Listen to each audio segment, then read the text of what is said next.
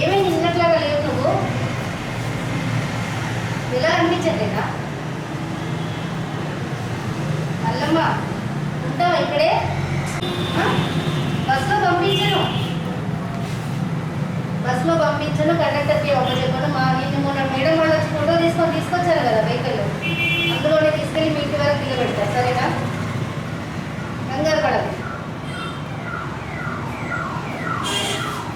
మేము దింపేస్తాం కానీ ఇందాక ఏం చెప్పాను నేను వెళ్ళిన తర్వాత మళ్ళీ ఇట్లాగే పాపను వేసుకుని ఒకదాన్ని ఎక్కడికి వెళ్ళకేం తెలియకుండా. మీ పాస్వర్డ్ ఉందన్నావు కదా, అందులో ఖచ్చితంగా మీ ఊరు పేరు, మీ ఫోన్ నెంబర్లు అన్నీ పెట్టుకోవాలి. నువ్వు ఎక్కడికైనా వెళ్ళొద్దు. నేను ఇందా కొనిస్తామన్నా, ఇంకేదైనా డబ్బులు ఇస్తామన్నా, మీ పాపకి ఏమైనా కొని పెడతామన్నా, ఏం చెప్పినా ఎవరిని నమ్మి కూడా నువ్వు ఒక్కదానివే ఎక్కడికి వెళ్ళొద్దు. సరేనా? మీ దగ్గర ఫోన్ లేదు, ఏం లేదు. అక్కడ అట్లాంటి ఎవరైనా నేను బెదిరించినా, అట్లాంటి ఏమైనా చెప్పినా గట్టిగా అరవాలి.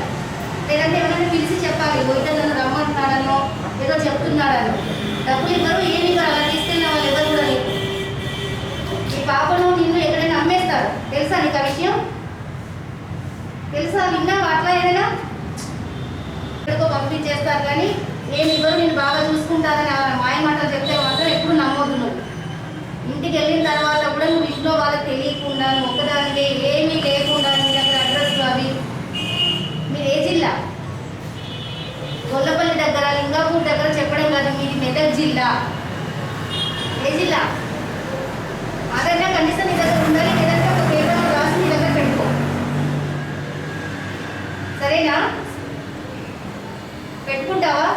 నువ్వు కావాలి బయట పెట్టినావంటే ఆ పేపర్ స్లిప్ నీ దగ్గర ఉండేటట్టుగా పెట్టుకోని.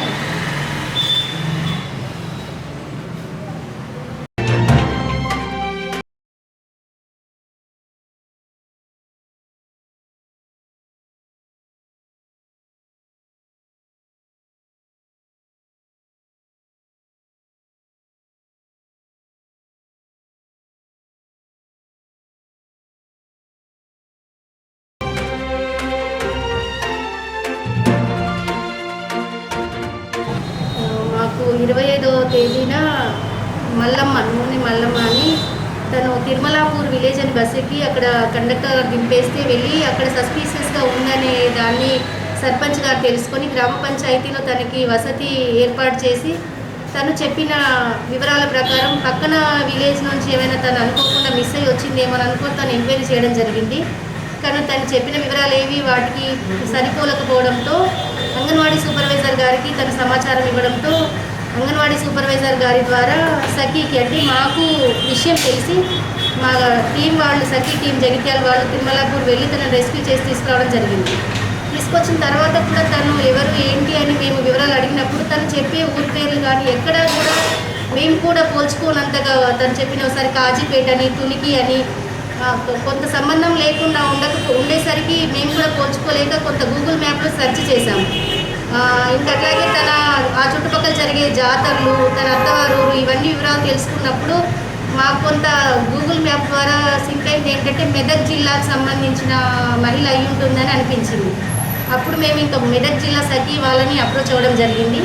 తను చెప్పిన ఊరి పేరు, తన పేరు వివరాలు వాళ్ళకి ఇచ్చి అది ఎంక్వైరీ చేయమని మేము వాళ్ళకి సపోర్ట్ తీసుకోవడం జరిగింది. వాళ్ళు నిజంగా తొందరగా స్పందించి ఆ 2 విలేజెస్కు సంబంధించినటువంటి దగ్గర ఎంక్వైరీ చేసి దీని ఫోటో కూడా మేము పంపించాము. తను చెప్పినటువంటి తిరుమలాపూర్ విలేజ్కి సంబంధించిన సర్పంచ్, అంగన్వాడీ టీచరు వాళ్ళ ద్వారా ఈ మహిళ ఆ ఊరికి సంబంధించిన ఆవిడే అనేటువంటి నిర్ధారణకు వచ్చిన తర్వాత వాళ్ళు మాకు మళ్ళీ ఇన్ఫర్మేషన్ ఇవ్వడం జరిగింది. ఆ తర్వాత అక్కడ సర్పంచ్ గారితో మాట్లాడి తనకు సంబంధించిన వాళ్ళ మేనమామ గారితో మాట్లాడి మేము పూర్తిగా నిర్ధారించుకున్న తర్వాత అంటే 26న మా దగ్గరకు వచ్చింది. 28 ఈ రోజున మా సఖీ టీం ద్వారా మెదక్ జిల్లా సఖీ వాళ్లకు అప్పచెప్పడానికి ఈరోజు తనని తీసుకెళ్ళి ఆ మెదక్ జిల్లా సఖీ వారి ద్వారా వాళ్ళ కుటుంబ సభ్యులకు మేము తనని చేరవేయడం అనేది జరుగుతుంది. తను చెప్పే వివరాలను బట్టి చూస్తుంటే తన మానసిక స్థితి పూర్తిగా నిలకడ లేదు. ఒకటి తనకు ఎక్కువగా లోక జ్ఞానం తెలియకుండా తను చెప్తున్న వివరాలను బట్టి చూస్తే తన పాపకు ఆరోగ్యం బాగాలేక హాస్పిటల్కి వెళ్ళడం జరిగింది మెదక్కి. అక్కడేదో మిస్ అయ్యి అంటే అడ్రస్ సరిగ్గా తెలియక వచ్చానని చెప్తుంది.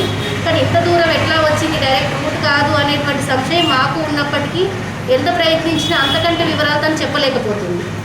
మా ఊరు అనుకోని తిరుమలాపూర్ అనేది బేస్ కాబట్టి మరి ఎవరైనా అడ్రస్ రాంగ్ గైడ్ చేయడం వల్ల ఈ తిరుమలాపూర్కి చేరిన గొల్లపల్లి మండలు ఇంకేదైనా జరిగిందా అనే వివరాలు మాత్రం ఎంత ప్రయత్నించినా అంతకంటే వివరాలు మేము కూడా తెలుసుకోలేకపోయాం.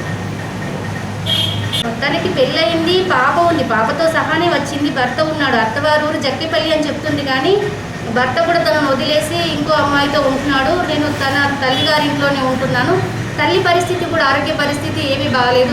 నిన్న వాళ్ళ కుటుంబ సభ్యులు అంటే వాళ్ళ మేనమామతో మాట్లాడినప్పుడు తెలిసిన విషయాలు ఏంటంటే వాళ్ళ అమ్మ పరిస్థితి కూడా బాగాలేదు. తన హెల్త్ కండిషన్ చాలా సివియర్గానే తన హెల్త్ ప్రాబ్లంతో సఫర్ అవుతుంది. తను వచ్చే పరిస్థితిలో ఎవరు కూడా లేరు అని చెప్పారు. మేము నిజంగా నిర్ధారించుకోవడానికి వాళ్ళ కుటుంబ సభ్యులనే వచ్చి తీసుకెళ్ళమని చెప్పడం జరిగింది. కానీ మేము వచ్చే పరిస్థితుల్లో ఎవరం లేము కాబట్టి దయచేసి మీరే ఎలాగైనా మా ఇంటికి చేర్చండి అని వాళ్ళ అభ్యర్థన మేరకు మెదక్ సఖి వాళ్ళ సహకారంతో మేము వాళ్ళ ఇంటికి చేరవేసి అక్కడికి వెళ్ళిన తర్వాత కూడా అక్కడ సర్పంచ్ గారితో వాళ్ళ కుటుంబ సభ్యులతో ఈమె ఆధార్ కార్డు కానీ అవన్నీ వివరాలు పూర్తిగా నిర్ధారించుకున్న తర్వాతే వాళ్ళకి హ్యాండ్ ఓవర్ చేయడం అనేది జరుగుతుంది.